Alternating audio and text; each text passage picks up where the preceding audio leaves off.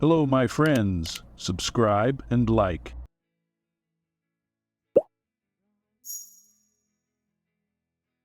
I was dropped from my mom's celebration for not fitting in beside my sister's date. Ironically, I ended up being his employer. My name is Ethan. I'm 30 years old, and I live in a small, peaceful town about 40 minutes outside of Seattle. My mornings are predictable. I make coffee, check the weather, and head to work at the company I helped build from the ground up. We're a small firm focused on sustainable energy solutions. It's meaningful work, even if most people, including my family, have no clue what I actually do. To them, I might as well be a mechanic tightening bolts all day. I've never bothered to correct them. What's the point? When people ask about my family, my parents, or my sister Madison, I give a half smile and say something like, "We haven't talked in a while." That's the truth. It's been over 2 years since we've spoken. No birthdays, no holidays, no texts. Just silence. Like a wire was cut, and no one even tried to reconnect it. It wasn't always like this. 2 years ago, about 3 weeks before my mom's birthday, I had taken some time off work. I wanted to surprise them, get there early, help with the party, the cooking, decorations like I had so many times before. Nothing dramatic, just being a good son. I called the house. My dad picked up after 2 rings. "Hey, Dad," I said casually, sipping coffee. "Just wanted to let you know, I'll be coming home 2 days early. If you need anything, let me know." There was a pause, long enough to feel strange. Then he said, voice a little flat, "Ethan, maybe it's better if you don't come home this year." I blinked. What? Another pause. Then something colder. "Madison's bringing her boyfriend this year. He's a manager, clean-cut, polished. Real impressive guy. And, well, your work? It's just hard to explain to people. Not very impressive." I thought I'd misheard him. "What?" Then came the sentence I'll never forget. Calm. Final. "You coming home would embarrass the family. If you insist on coming, don't call me your father." And just like that, he hung up. I sat there, stunned. The apartment was dead silent. My coffee was still steaming, but I couldn't feel my hands. My heart was pounding, my jaw clenched. That one sentence echoed in my head over and over. "If you insist on coming, don't call me your father." It wasn't a misunderstanding. It wasn't heat of the moment. It was deliberate, calculated, ice cold. After the call ended, I just stood there in my kitchen, the phone still in my hand, my fingers damp with sweat. The silence was deafening. No TV, no background noise, just the weight of what had been said echoing through every corner of my apartment. "You'd embarrass the family." Those words hit harder than I expected. Not because I was angry, yet, but because I was stunned, numb. My father hadn't just told me not to come home. He'd told me I didn't belong. And something inside me clicked. A thought I hadn't wanted to confront before. I reached for my phone again, opened my banking app, and scrolled through my transaction history. For the past 2 years, I had been quietly paying my parents' utility bills, electricity, water, internet, every single month without fail. No reminders, no gratitude. No one ever even brought it up. It was just something I did because they needed help, and I was in a position to give it.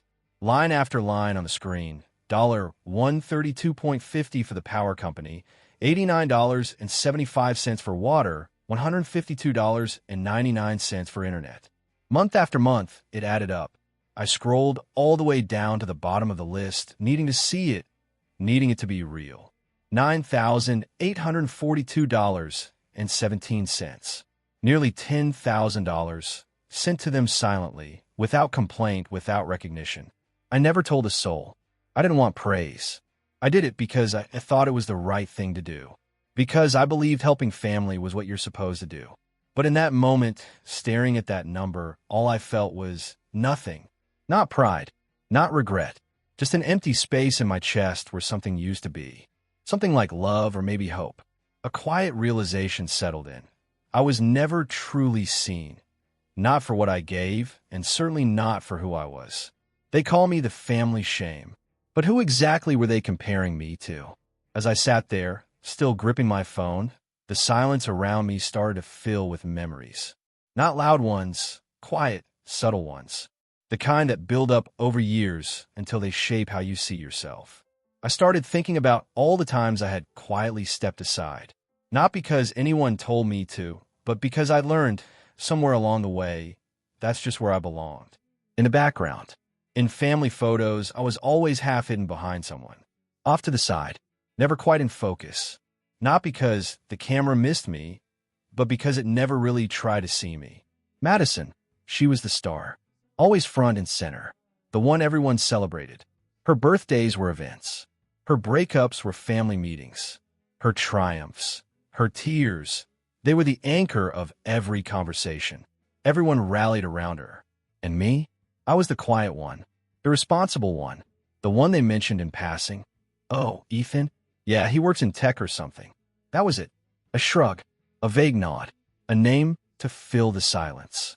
I used to think if I just kept my head down, worked hard, stayed out of trouble, that maybe one day they'd notice. Maybe one day they'd see that I'd been carrying more than they ever gave me credit for. But they didn't. Because when you grow up invisible, no one notices when you vanish. I thought paying their bills was something that mattered. Proof that I was useful, dependable, loyal.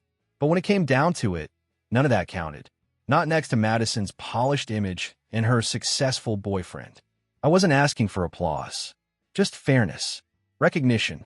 A question now, and then like, Ethan, are you okay? But no one ever asked. Not once. I realized something that day that I think had always been true. In our family, love was conditional. You had to be shiny enough, loud enough, good-looking enough, successful enough to be worthy of it. And I had never been enough of anything. I didn't cry. I didn't scream. I didn't even feel anger anymore. Just stillness. The kind of stillness that comes when you've run out of excuses to keep caring for people who don't care back. I sat alone in my apartment, still holding the phone, its screen gone dark. The last thing my father had ever said to me, playing on a loop in my mind. If you insist on coming, don't call me your father. That was the moment something inside me quietly broke free. Not my heart. That had been fraying for years. No, this was something else. This was the moment I stopped trying. I unlocked my phone, opened the banking app again, same one I'd used to keep their lights on, their water running, their internet connected. It was all set to autopilot, each bill paid like clockwork. I opened the Utilities tab. Power, cancel. Water, cancel. Internet, cancel. One by one, I ended them. Not with rage. Not with revenge. Just quiet resolution. I wasn't doing it to get back at them. I was doing it because it was the only thing left I could do for me. The only act of self-respect I had left to give. They had taken so much, my peace, my time, my effort, and never once looked back. So I wasn't going to chase their approval anymore. I wasn't going to pay for love that was never real to begin with. I did it softly, almost gently, like removing a splinter that's been buried deep for too long. It didn't bring closure. It didn't erase the past. But it gave me something I hadn't felt in a long time. Control. And that, in itself, felt like a beginning. It was just after 4 p.m. on the day of the party I wasn't welcome at, my mother's birthday. I sat alone in my apartment, an untouched cup of coffee cooling between my palms. I hadn't planned to do anything special. No calls, no texts. I wasn't bitter. I was done. My phone buzzed. Her name lit up the screen, Mom. I stared at it for a moment, then placed it back down without answering. Not out of spite, but because I already knew exactly what she wasn't going to say. There'd be no apology, no regret, just another ask. A few minutes later, Dad called. Then Madison. 3 calls in less than 10 minutes. Still, I said nothing. I stayed in that chair, watching gray clouds gather outside my window. There was no storm yet, but the kind of cold that lingers around the edge of winter had settled into the air. Fitting, I thought. Then, the messages began. First from Mom. Ryan, the power just went out. The whole house is dark. Please pay the bill. I read it. Didn't react. Then Dad. There's no water. We can't cook. Handle it now. Followed by Madison. Internet's down. Guests are arriving. Please fix this immediately. And there it was. 3 weeks to the day since I'd ended the payments. 3 weeks since I stopped being the invisible provider in the background. And now, on the night they'd thrown a party without me, everything shut down. No electricity, no water, no internet, just silence and darkness. Where there had been music, laughter, and lights. And me? I didn't answer a single one of them. Not to punish, not to prove a point, but because for the first time in years, I understood something with absolute clarity. They weren't calling because they missed me. They were calling because there was no one left to carry the weight. And I was done being the one who always carried it. The silence didn't last long. By 6 p.m., my phone lit up again, this time in waves. Not from my parents. Not even from Madison. It was everyone else. The relatives. The ones who only show up for birthdays and holidays, but somehow always find the loudest voice in the room. The messages came quickly, text after text, voicemail after voicemail. How could you do this to your mother? You embarrassed her in front of the whole family. This was supposed to be her day, and you ruined it. You're cold. Selfish. One, more biting than the rest, said, "Your sister is right. People like you shouldn't show up on happy days." I read them all, not because I cared about their judgment, but because I wanted to see how far people could twist the truth to protect a lie. No one asked what happened. No one wondered why I hadn't been there. They'd heard one side and ran with it, because that's easier than questioning a family system that's been broken for years. And just when I was about to put my phone down for good, one last name popped up. Aunt Lauren. She was calling, video, of course. She's always been old-fashioned like that. The only one in the family who insists on seeing your face when she talks to you, because she believes if you really care, you look someone in the eyes. I hesitated, then picked up. Her face appeared, partially backlit by the soft yellow glow of her kitchen, a room I knew by heart. Every creaky cabinet, every scratch on the countertop. There was chatter in the background, cutlery clinking, awkward laughter, voices murmuring. But her eyes? They were locked on mine. Not judging, not demanding, just searching. And in that moment, without a single word, I knew she got it. She had always seen me. And now, she was the only one who still did. I was still on the video call with Aunt Lauren, watching the familiar kitchen buzz behind her like a hive of shallow celebration and half-hearted small talk. Then something shifted. Her eyes flicked away from the camera. Something in the room had caught her attention. I couldn't see what, but I heard it. My mother's voice, sharp and cutting through the noise. "Tell him I'm ashamed of him. On this day of all days, how could he do this to me?" Then my father chimed in louder. "It's not that serious. It's just a few bills." Another voice, my uncle probably. "What kind of man holds a grudge over money?" And then came the real punch. Poor Madison, having to deal with a brother like that. Footsteps approached the camera. Someone stepped into view. It was him, Madison's boyfriend. He was dressed neatly, like someone always ready for a handshake. His voice came out a little unsure, like he hadn't planned on speaking, but something had pushed him too far. He looked around the room, then toward the phone, toward me. And then he spoke. "In case you didn't know, I work at Pacific Terry Tech. Mr. Ethan is one of the company's co-founders." The words landed like a slap. Suddenly, the noise died. Forks paused midair. Conversations froze. It was like someone had unplugged the entire room. I could see the confusion on faces, the realization dawning one by one. The shame of the family, the disappointment. He was the man paying their bills. He was the boss of the very person they had admired all night. No one spoke. Not Madison. Not my parents. Not even Aunt Lauren, who just watched it all unfold with the faintest flicker of something in her eyes. Maybe sadness. Maybe satisfaction. I said nothing. I didn't need to, because in that one moment, with one simple sentence, the truth hit harder than any argument ever could. I wasn't the embarrassment. I was the only one in the room who had never asked for applause, but had deserved it all along. The next morning, after a long night of silence, I rolled over and checked my phone. A single notification blinked on the screen. Madison. It wasn't a call this time, just a message. The first I'd received from her in over 2 years that didn't involve some kind of performance or party. "I know I messed up. This time I mean it. I'll change. Please believe me." I stared at the screen for a long time, lying there in bed, watching the words like they might suddenly mean something different if I read them again. But they didn't. They felt hollow, too polished, too neat, like words spoken not from understanding, but from fear. Fear of consequence, of being cut off, of losing something useful. Not once did she ask why I stopped coming around. Not once did she acknowledge what it felt like to be left out overlooked, judged. There was no ownership, only desperation disguised as remorse. I didn't reply, not because I was angry, but because I had nothing left to give her, no explanations, no comfort, no more of myself. People like Madison had always believed that with the right tone of voice, the right apology, they could steer the narrative back in their favor. That if they softened their words just enough, you'd forget the damage. But I remembered.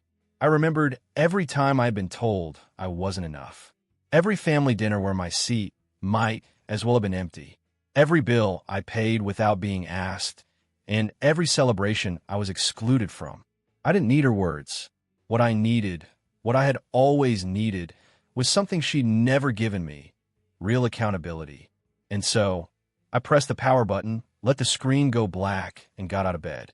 No anger. No sadness. Just a quiet refusal to be pulled back into a story where I never mattered unless they needed something. It was a cold afternoon when they showed up. My parents, unannounced, standing on my front porch like it was just another casual visit. But this wasn't casual. I hadn't seen them in over 2 years. I didn't ask what they were doing there. I already knew. The wind was starting to pick up, so I stepped aside and let them in. No tension, no fake smiles, just silence, and 2 people who suddenly remembered I existed. We sat in the living room. The tea I'd made earlier was still warm on the table. For a moment, nobody spoke. Then my father started, his voice quieter than usual, like he was trying on humility for the first time in his life. "We've been thinking about things," he said. "We didn't handle the birthday situation well." My mother nodded in agreement, hands folded tightly in her lap. "We realize now that maybe we judged you too quickly." There was a pause. I said nothing, and then came the part they'd really come for. "If you could help us again," my mother said gently, as if she were asking for a glass of water. "Maybe around $2,000 a month. Just a little support, for the house and the bills. It's not much for someone like you." I stared at them. These same people who once told me I wasn't good enough to sit at their table. Now they were here in my home, putting a price tag on their apology. $2,000 per month. Like I was a bank account with a heartbeat. Like that was the only way they could measure my value. I stayed calm. Let the silence stretch a little longer before answering. "I'll match whatever Madison contributes. No more, no less." Their faces froze. My mother blinked. My father looked at her, waiting for her to say something that would smooth it all over like she always did. But she had nothing. Finally, he stood up abruptly, knocking his teacup over. It spilled across the table and down onto the hardwood floor. "You're setting conditions for your own parents?" he shouted, voice shaking with rage. "We raised you for over 20 years, and now you want to nickel and dime us.